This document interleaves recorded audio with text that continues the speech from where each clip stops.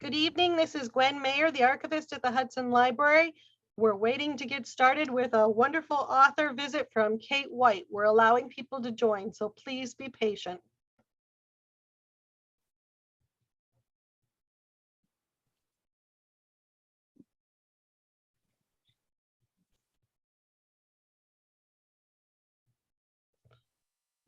Good evening, everybody. We're waiting to get started. Please be patient.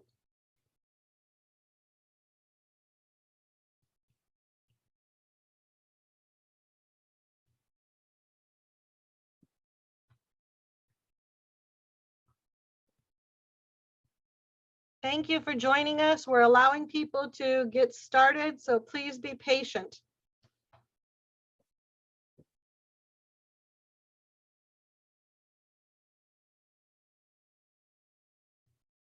We'll give it another minute or two and get started.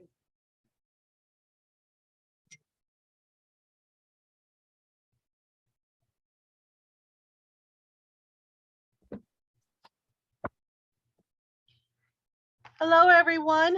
This is Gwen Mayer, and I am the archivist at the Hudson Library and Historical Society. And for this evening's presentation, we have author Kate White with us. But before we get started with Kate, I want to make note of the fact that this is the beginning of our virtual events for this coming season. And I wanted to give you a very quick rundown. Most of you are going to get a postcard in the mail, or you can check the library's website at www.hudsonlibrary.org for the forthcoming author programs. We're really excited that in August, we are going to host author Christopher Wallace. Many of you might know that he's a broadcast journalist on CNN. And later on September 17th, we're going to host the renowned food writer and TV chef Nigella Lawson. In September 19th, we're going to host Nina Totenberg. She speaks about dinners with Ruth, and that would be Ruth Bader Ginsburg, the former Supreme Court Justice. I would tell you it's a phenomenal book. She's going to speak on September 19th. And for Banned Book Week, we have Azar Nafisi, who is the critically acclaimed author, and her book is called Read Dangerously. In Hudson, we all need to read more dangerously. We also have Eric Dolan, who's going to talk us about Rebels at Sea, which are essentially pirates. And on the 31st, Lori Garver is going to speak, and she is the former deputy director of NASA. She will speak about escaping gravity and her time at NASA. One of our staff members is extremely excited that he gets to go boldly with William Shatner on October 5th, as William Shatner talks about reflections of life in awe and wonder. And I might remind you all that Mr. Shatner is now in his 9th decade. He is over 90 years old, folks, so he has a lot to say. We're really excited to have a virtual tour of Versailles later in October. We have an author coming to speak about the chip wars, and many of you know that Ohio is going to be home to the new Intel chip production factory, so this really speaks to what we're going to experience. In November, we're going to have John Meacham, the Pulitzer Prize winning author, with his new book about Lincoln. We also have Candace Nelson coming. She's an entrepreneur and she's well known for her cupcakes. I understand there are cupcake vending machines throughout the United States with Candace Nelson's cupcakes in them. And Michael Roisan from the Cleveland Clinic, he's the chief wellness officer there. He's going to talk to us about how we can all do the great age reboot and stay young. So I want you to go online to the Hudson Library and register for these. I think they're great authors, and we hope that you enjoy the forthcoming season. There are more that I did not mention. I just can't mention them all. But tonight we're going to start with author Kate White. Some of you may remember that Kate was here previously for one of her books, but now she is here this evening with her new book called The Second Husband. And this book is getting rave reviews. Everybody loves it. It's a suspense novel, and Kate is well known for being a New York Times author of 16 novels that are suspenseful and sort of psychological thrillers. But before we get too far along, I want to tell you Kate has also written several nonfiction books. And people generally, I don't think, realize that she used to be the editor-in-chief for 14 years at Cosmopolitan magazine. It was one of the most successful runs of any magazine editor in the United States, but she decided to walk away from it and start a new career as a thriller writer, I suppose. She's been nominated for several awards, including the International Thriller Writers Award. And did I see that there was also an Edgar Allan Poe? What's the Edgar Award? I think it is. No, Gwen, not that one, unfortunately. Not that one, sorry. Yeah. But in any event, she's a phenomenal writer. She's also the editor of the Mystery Writers of America cookbook. And tonight she's going to talk to us about her new book, The Second Husband. So without further ado, I hope you guys all say welcome, even in your own living room, to Kate White. So welcome, Kate. Oh, Gwen, thank you. What a lineup, too. I'm such a Nigella Lawson fan and a John Meacham fan, and I guess I'll be tuning in. I'm glad they're virtual. Yes, they're all virtual. We're very excited about them. But tell us about this new book. What gave you the impulse to write this one? Oh, gosh, The Second Husband really sprang in part from me wanting to do another psychological thriller about a marriage. And I just started playing around with the idea of, what if she'd been married before? What if that first husband is dead? What if he was murdered? And it's funny. I was walking with my husband one day. We had our umbrellas closed because we had been expecting rain, but it hadn't happened. And I started twirling my umbrella like a baton because I had taken baton lessons when I was a young girl. And my husband was just blown away. He goes, "Wait, you twirl the baton?" I'm like, "Yeah." And he goes, "But I didn't know that about you." And he said it really bothered him that we had been married so long and he'd not known this thing about me. And of course, then I tried to throw it up in the air, not necessarily successfully, but I was still pretty good at the baton twirling. But that got me thinking about, you can be involved with someone for so long and not know everything about them. So in this book, Emma Hawke, she's a trend forecaster, has her own boutique business, and she's married her second husband, a guy named Tom, who owns a small advertising agency in Westport, Connecticut. They're very happy. And the book pretty much opens in the second chapter with the police coming from Manhattan to say they are reinvestigating the murder of her first husband. And she was somewhat of a suspect, but was cleared in that case.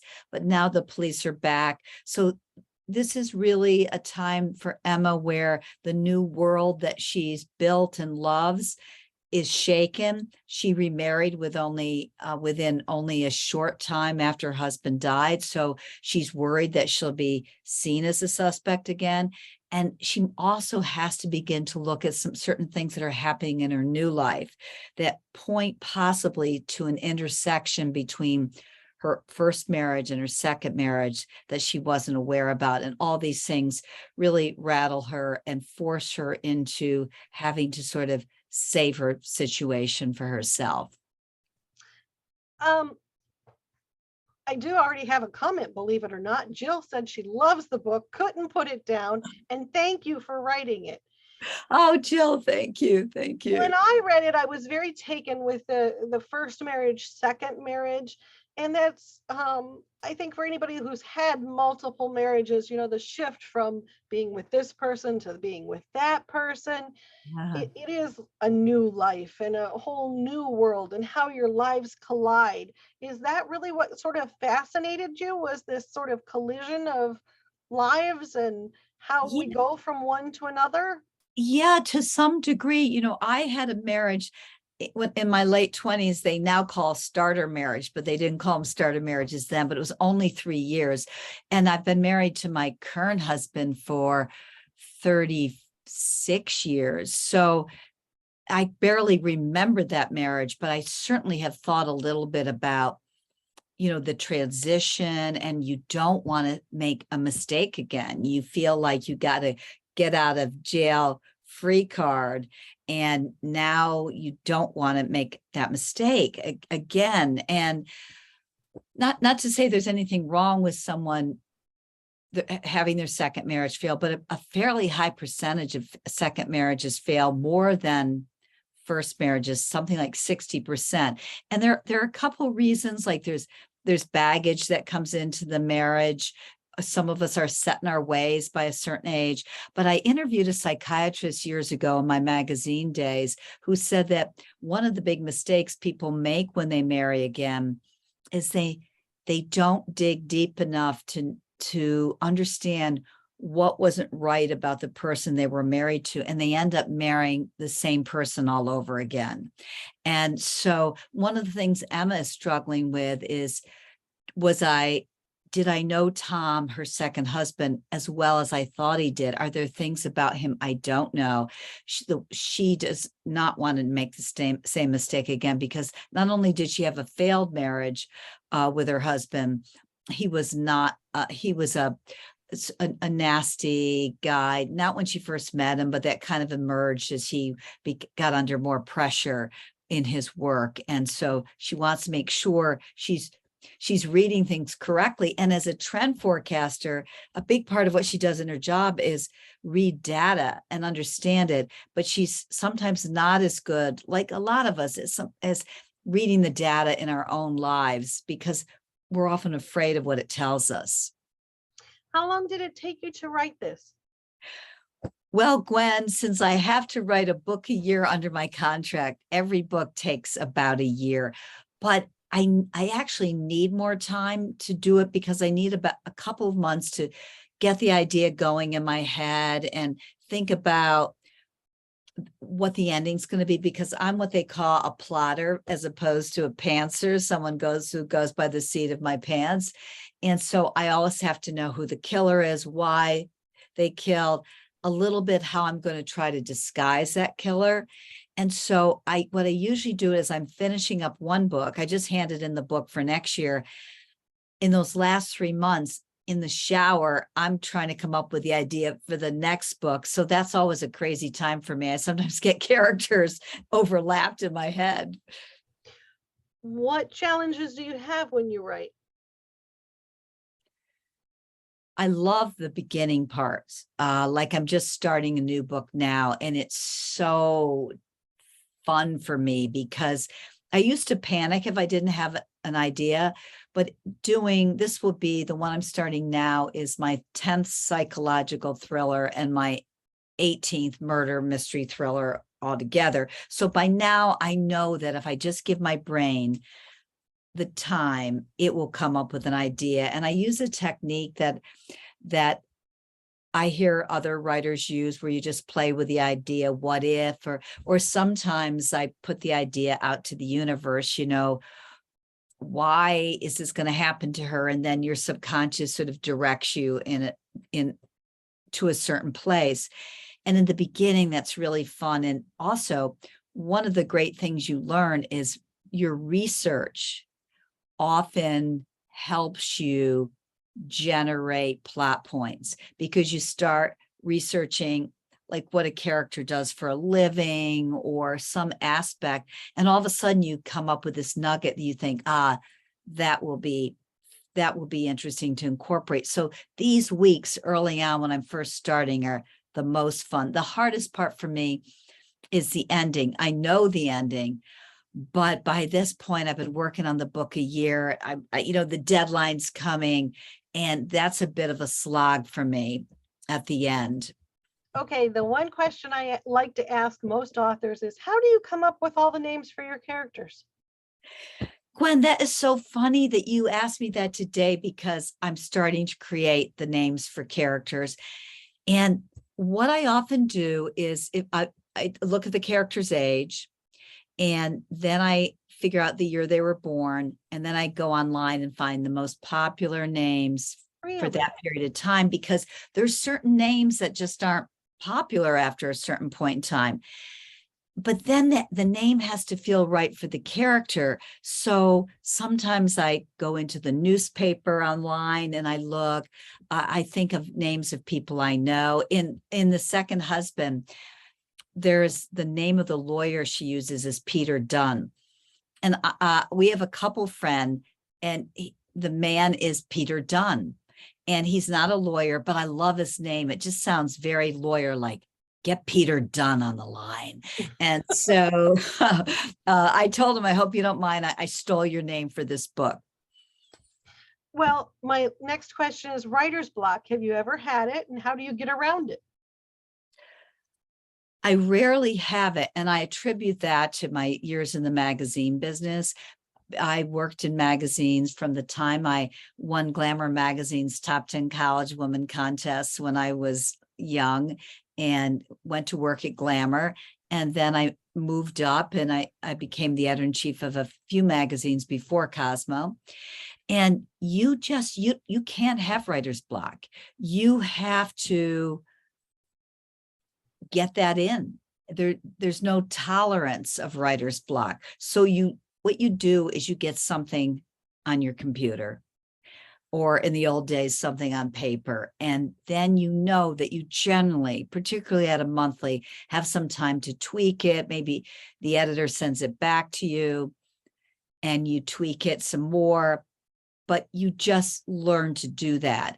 And that has been so helpful. If there are days when I can't write, and not can't write, but it doesn't seem to be working, I just do something. And the other thing that I've learned too is often when you're stuck, it's because you haven't worked out the plot I usually plot 4 chapters at a time. You haven't worked out the plot well enough, and you haven't done enough research. So what I'll sometimes do those days is just start digging around for some more material about what's going on. It might be forensic or legal or anything. I use a lot, I speak to some homicide detectives. I spoke to one yesterday, and she always has little things that I think, you know what, that would be good to use, even though I didn't know I was going to use it when I interviewed her. What's the one thing about writing thrillers that surprised you? I think that, for me at least, that there was more than one book, because the panic when I first handed in part of the first book and they loved it and they said, we're giving you a 2-book contract, it was sort of like, whoa, okay, I got the idea for the first one, but it took me 3 years to get this idea. How am I ever gonna do a second one? But you learn with a certain amount of discipline, just letting yourself relax and go, and know that your brain almost wants to come up with an idea. You just have to be patient. You have to keep asking, what if, put the question to the universe, and let your brain talk back to you. Before we came on air live, I suppose, for lack of a better description, we were just briefly talking about COVID, but also related to COVID is the recent problems that Salman Rushdie had to deal with. What are the drawbacks of being an author and doing what you do? Well, what happened to him is just so tragic, and he's a close friend of a very good friend of mine, and it's been so hard for my friend to see him go through this, and just for anybody to see somebody attack like that. And it also does show the vulnerability of people who put themselves out there with anything controversial, and the difficulty we have these days with some of the book banning that's going on, and libraries being told, hey, you can't have this book. I think for someone at my level that isn't even close to someone who has the fame that Salman Rushdie has, there is still a vulnerability with the meanness that some people come after you as authors. I do enjoy looking at what reviews people give, because I find that sometimes you might find a common denominator that maybe you wrapped up too quickly in that book, but there's a mean-spiritedness to some of it that you think, who gets up in the morning and thinks, I'm going to take that person down a few sizes, and there are people who do that. And so you really have to have a thick skin. Most of my author friends will say that, the 5-star reviews are probably some of your relatives. So maybe you shouldn't pay too much attention to those. And the 3-star ones are often, or 4-star, can be very helpful because you see some of those common denominators. The 1-star you can't even review because those people, maybe they did hate it, and that's fine, but some of them come on really mean in describing that. So best to steer clear of those. You've had 14 years of doing this, and you made a huge transition from being a magazine periodical editor into writing. Can you speak briefly about that transition, even though it was a while ago? Yeah, because I think a lot of us, because of the pandemic, have been thinking a bit about transition and is this time for reinvention? And I really recommend it. I think it's great periodically. And some of my other books, the nonfiction, have been about career success.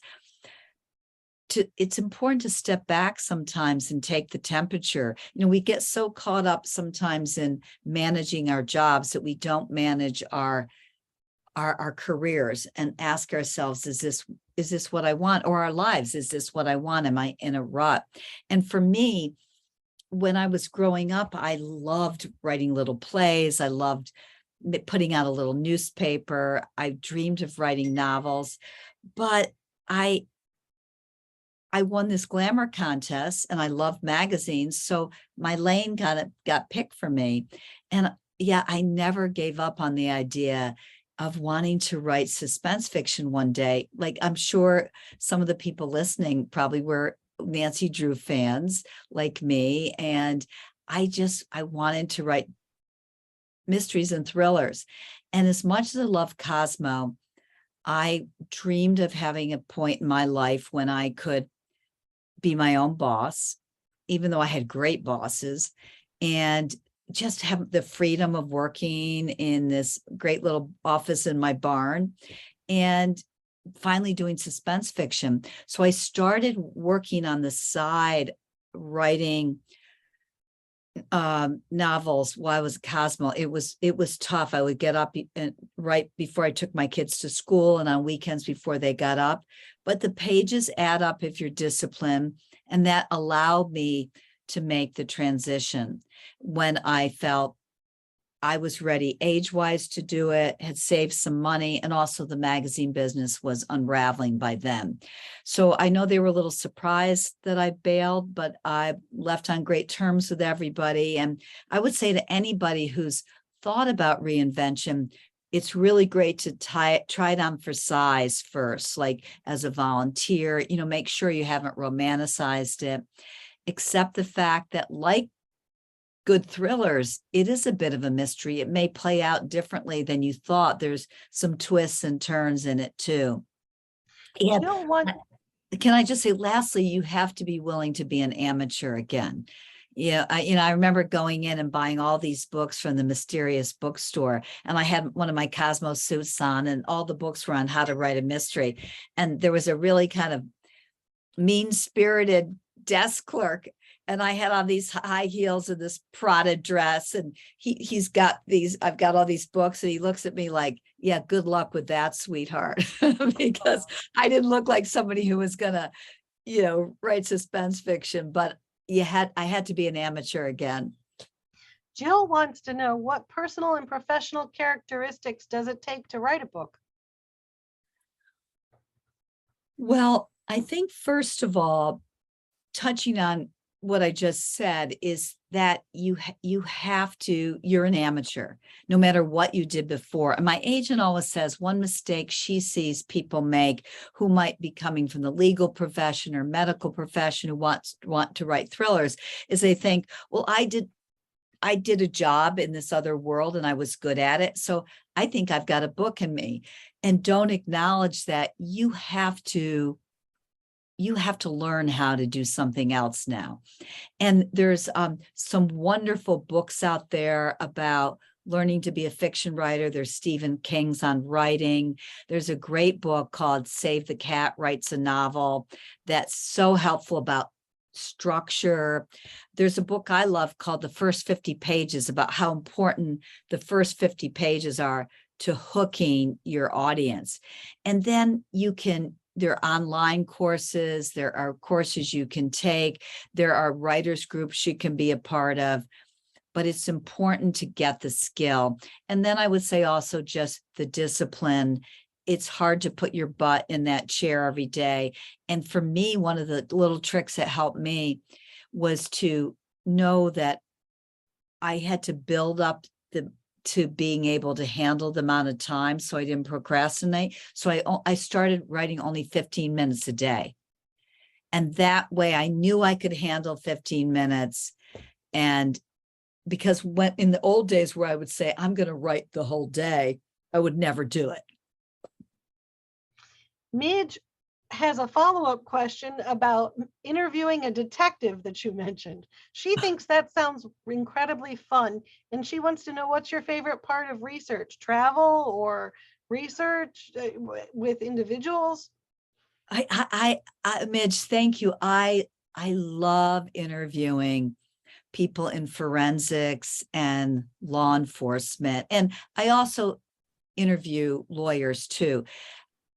I became really close friends with the first forensic person I ever interviewed. She was with the medical examiner's office in New York, and she is just amazing. She oversaw 5,000 death scenes in New York City. She's retired now. I introduced her to my agent, and she sold her fabulous book about her life to Simon & Schuster. Her name's Barbara Butcher. It'll be out next year. It's already been optioned for TV. So she helped me so much. And just interviewing her and getting insight into that world. I've met a fabulous woman, a homicide detective, who's been so helpful to me. Unfortunately, in New York City, where you have all these police, I'm sure if Lee Child called them, they'd make time. But when I've written and said, is there anybody I can interview? They say they don't have the time. But you find people in other communities who have done that similar work. And I also found a great lawyer who lived on my block in New York, and just partly through interviewing her, she became a really good friend. So I've got a stockpile of people, and you learn so much from them, even stuff you might not even use in the book. But if we have time at the end, I'll tell you something great I learned for the second husband. So I would say research is incredibly fun because it just opens so many doors for you. Susan wants to know Susanna, excuse me, if you use a standing desk or a sitting desk. Do you get tired sitting all the time? Do you write with a computer or typewriter by hand? Well, I write on a sitting desk, but I get up every half an hour and I move around and make a new cup of tea. I use the computer, but see, this is for the new book. I always, even though I know the ending and I know the main gist, I start in the very beginning with a notebook. Like this is only filled like 3 or 4 pages, but I start asking some questions to myself. Like, does she discover something about him she doesn't know? I mean, a dumb question, but that's how I often start. And then as I get going, I divide a page into 4 quadrants, and I outline 4 chapters at a time that way. So this little notebook is so critical for me, and every book has had a notebook in a different color. And then let's see, I guess the other thing for me, I kind of call it the writer's cocktail, where I think it's important to figure out what space works best for you. And for me, having a really flat surface, I used to have a roll top desk that was too confining, very light music sometimes, maybe opera occasionally, if I've heard it many, many times. So it's like white noise or meditation music, or sometimes just silence, but I can't have anybody talking in the background, as my husband and children have found out the hard way. Now, the archivist and me has to ask, have you thought about how you're going to handle your papers at some point? And you've written numerous books, you have to have numerous notebooks. Have you thought about where you're going to deposit them or what you're going to do with them? Oh, that's so nice of you, Gwen. They'll probably go in that big circular file when my kids clean out the house, when, after I'm dead and buried. Well, you might want to consider saving them. Someone might want to know what your inspiration was Oh, for example, the second husband. yeah, that's so nice of you to say. That's the archivist in me. Now, what writers do you admire? Oh, so many. I first of all love literary fiction, particularly literary fiction with a mystery at the heart of it, like Atonement, or Julian Barnes has a new book out. But the book he won the Booker Prize for, Sense of an Ending. Just there's a mystery at the heart of it. And I find those books so inspiring. In terms of mystery writing, wow, I would say one of my all-time favorites is Ruth Rendell. I didn't like her creepier standalones as much as I love her Inspector Wexford, because she does something that I'm sure people listening today love too in a book. She doesn't cheat. The ending is always makes sense, but she does a masterful job of hiding the person.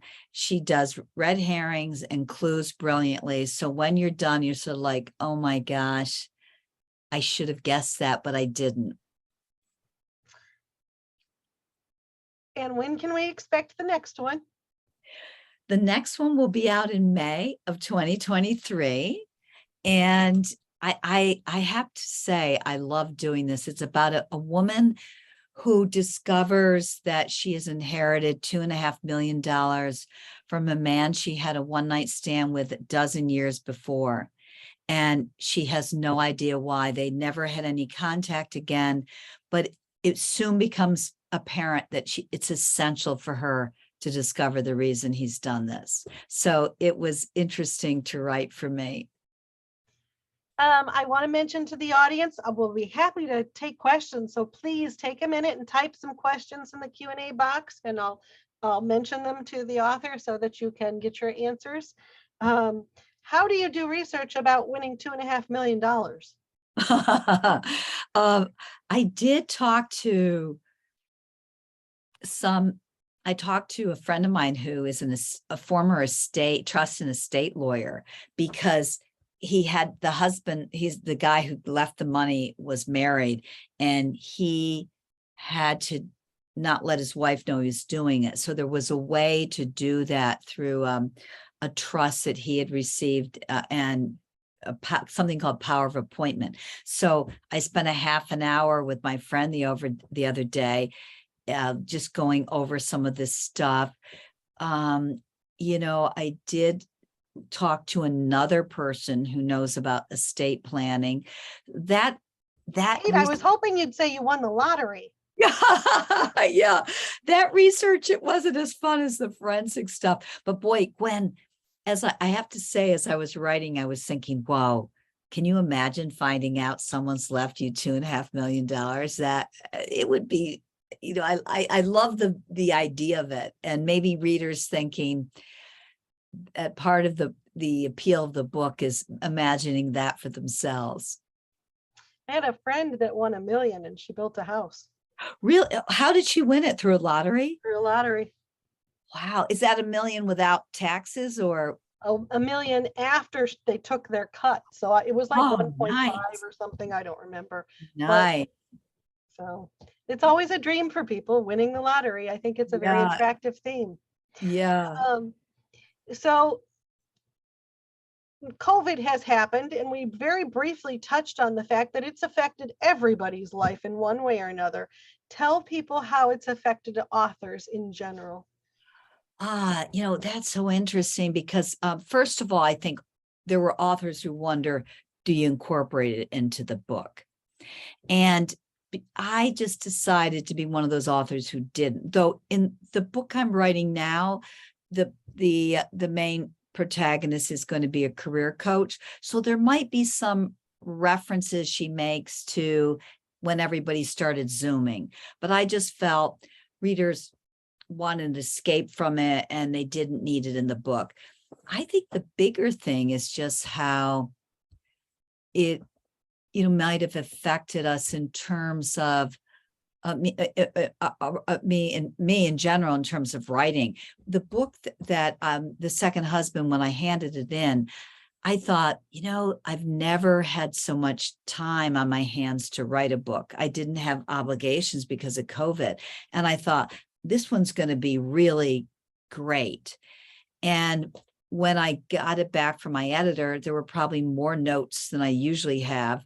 And I looked at it and I thought, oh, I need to do a lot more work on this. So I did a ton more work on that book.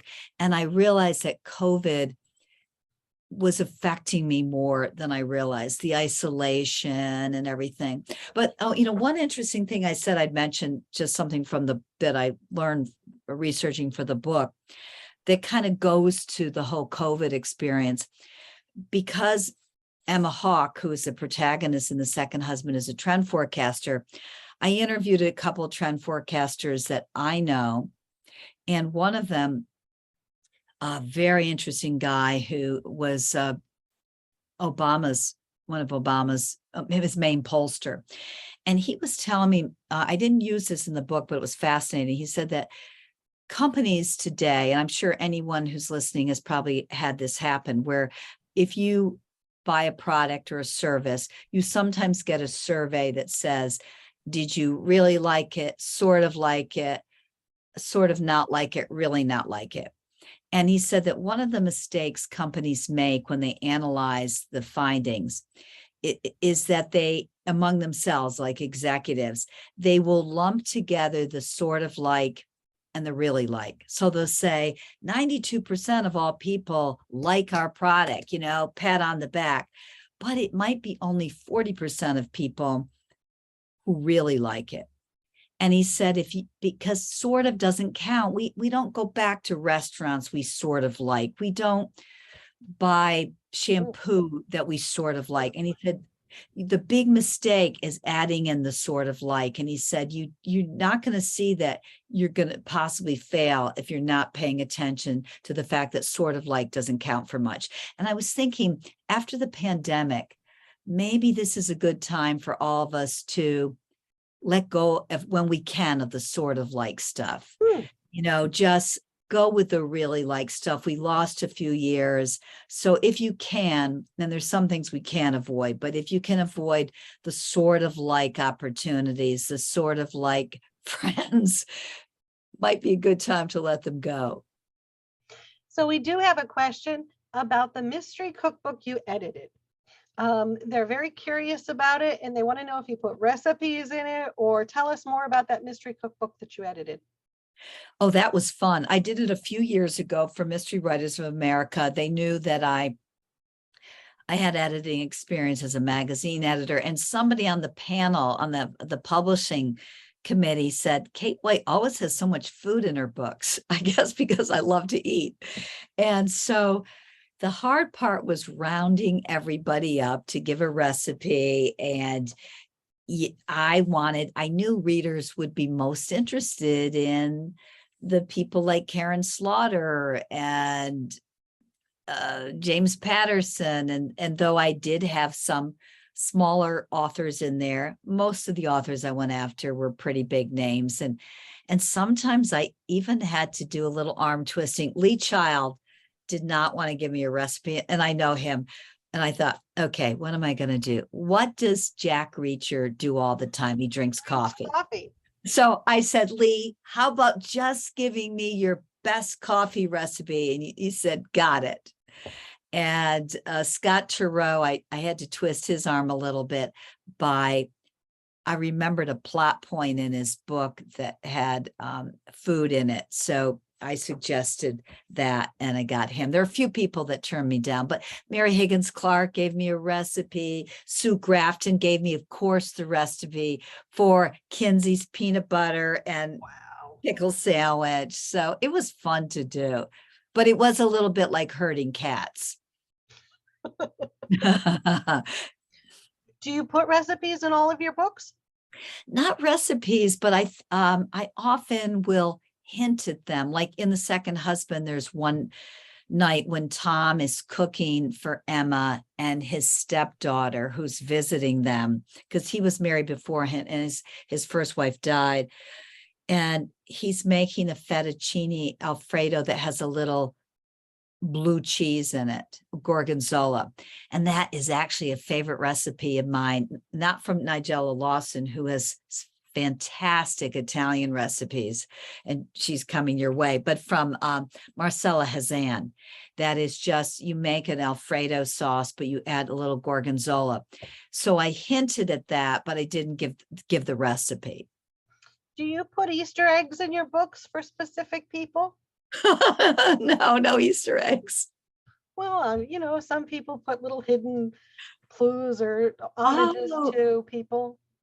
Oh, wait, what does Easter egg mean, Gwen? Maybe I don't know what you mean Maybe by I'm that. being too liberal in my thought about it, but it's a special, I don't know, a thank you or a special hint to someone or a special tip of the hat.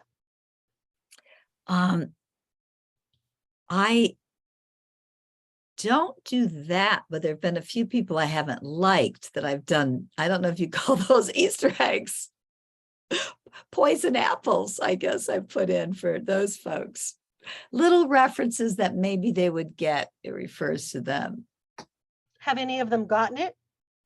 No, but it's surprising how many people think you are referring to them. When I gave the commencement speech at my college a few weeks ago, and there was a guy there who I dated, and Bailey Waggins is the protagonist for my 8 Bailey Waggins mysteries, and his initials are BW, and he told me he knew that I had named that character in relation to him. I'm like, God, that is so not true. No. I'm sorry you think that. I'm sorry to disappoint you, but I heard the name Bailey once and I loved it. So your contact list must be huge. You have all these friends in different occupations that you look up for advice and hints and research. You must have a extensive world. Do you think that's because you had the experience of being a magazine editor?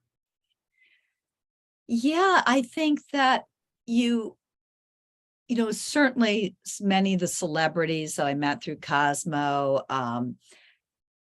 the Amy Schumers and Kim Kardashians, Rihanna and Beyonce, that I might even have a meal with, they wouldn't remember me, but certain people do, like Cecile Richards, who was head of Planned Parenthood. She and I were chatting by email the other day and are going to grab a cup of coffee. And Katie Lee, who was married to Billy Joel, she was our fabulous cookbook editor. And we touched base the other day. The funniest thing that happened to me is one day, a few years after I left, I knew, okay, this is not going to be glamorous the way your old job was, but I'm in the movies and I'm just about to turn off my phone and I see there's a text from Seth Meyers, and it said, miss you now that you're not at Cosmo anymore. And I walked out of that movie theater going, wow, this is great. I can't wait to read this text. And then it turned out to be a writer named Seth Meyers. So I was like, okay, Kate, get used to it. It's not going to be like the old days. But the biggest pleasure for me is how many people who work for me at Cosmo are close friends, including an author that I'm sure you have his book, John Searles. He is a wonderful literary fiction author. He's one of my closest friends, and so many people work for me. That's what mattered to me, because Cosmo had the most wonderful people working there who are just very, rule breakers. And I love that. And so many of them are still pals of mine. So I have two little notes for you. Cecile Richards did come to Hudson, Ohio. Oh, Secondly, you mentioned movies. Do we have any potential for your characters to show up on the big screen in the near future? isn't Cecile Richards so beyond beautiful? It's We just, love her.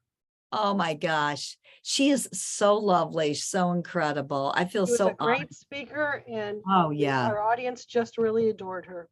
I just feel so honored to know her. And her book was fabulous. I would say that in terms of movies, I mean, for the Bailey Wagons books, at one point ABC and Lionsgate optioned them and scripts written, but you have to go into it knowing might never happen. And now the second husband's being shopped around, and you you know that it's great if it happens and it happens in a good way. Karen Slaughter is a good friend of mine, and she not only just got one of her books on Netflix and it did very well, but she just sold one of her series to ABC. So I think when it happens and it can happen in a way that you feel, yeah, that's really my character. I know they had to make some changes, but a lot of times you hear people complain that it got very far afield. I hate to bring up something personal, but you have a very unusual vacation home. Could you just speak a little bit about your vacation home? You mean here in the barn? No. Oh, you mean in Uruguay? Yes. Oh, wow. Well, I had my kids, when they were little, my son was not a good traveler to places like museums. He once threw a bottle that almost hit a David Hockney painting. Oh, So I thought, oh my gosh, he is not going to want to go to some of the places that I would love to go. And my daughter would probably love to go. She's a little bit younger, but she can appreciate museums.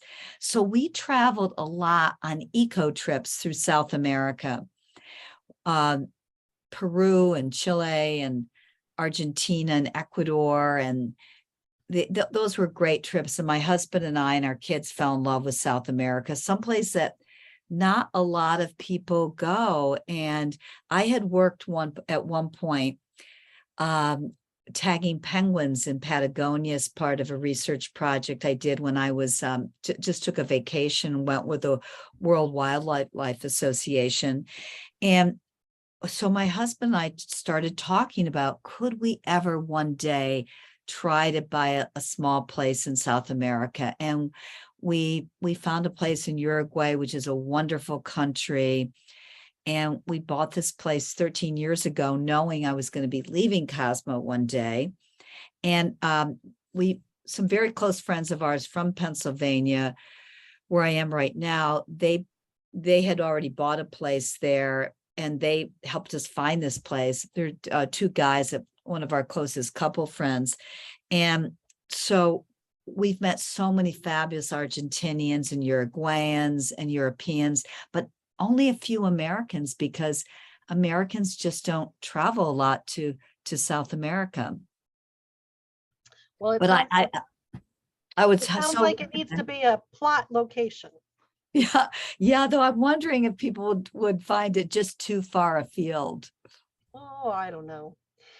Jill does ask about your characters. She wants to know if you Google the names to see if anybody actually has them or if they're famous or, Yes. Oh, Jill, that's a good question, because you want to be careful. And I do that with company names too, because you don't want to discover that, well, there is somebody doing exactly that kind of work. The one funny thing is, once I knew I wanted to name my mystery character Bailey Wagons, the name Wagons just came to me. I'd known this woman named Bailey. It just came to me. And then in the years since, I discovered Wagons isn't really a last name. Wiggins is a last name. And in the books, people mistakenly call her Wiggins sometimes. But I don't think there's a Bailey Wagons in the world. Though some people have written me and said they named their daughters Bailey after the character, but I don't think there's ever been a Bailey Wagons. Well, Kate, we're going to look forward to reading this new book, The Second Husband, and the next one that's coming out in May. We're delighted that you came and talked to us for an hour. I would recommend everybody go to the bookstore, come to the library, check out Kate's books. She's a delightful read, just a nice beach read, really. And it gets great. They all get great reviews. Any desire to go back to nonfiction, or are you going to stay with fiction for a while? I think for me, nonfiction was a wonderful thing to do. I love speaking to women about career success and helping them learn to strategize for raises. They still, even now, the career coach I interviewed today for my book, because it is a career coach, said that I thought this was interesting. Women wait to be chosen. Really? And to be picked, and it goes back to somebody asked you to the prom, someone asked you to marry. And she says, in our careers, we have to raise our hands. And so I loved helping women learn some of that. But I think for me right now, it's fiction, and I so enjoy doing it. And thank you, Gwen, so much. And to Derek, who was helping with the tech part. I love being involved with your library. My mom was a librarian, so very close to my Look heart. forward to the day that you can come to Hudson physically Oh, and sign books. So we know that you sent some books to the Learned Owl, which is Hudson's only independent bookstore, and we know that they get purchased. So everybody go to the Owl, buy some books. Thank you for joining us. Thank you for spending an hour answering our questions. And I encourage you all to read The Second Husband. It's well worth your time. Gwen, thank you. And are you promising me when you go non-virtual, I can come? promise. Okay. Promise. And Kate, once you become a friend of our institution, you're always welcome here. So Thank you so much, even if you don't Gwen. come and speak, please come and visit us, because libraries are important. Yes, and thanks to everyone who took time out of their evening to join us tonight. Really appreciate it. Thank you. I hope you all have a good night and enjoy us, and pick up Kate's book. And I'm sure you can reach out to her if you want, through her publisher with questions or comments. And there's katewhite.com.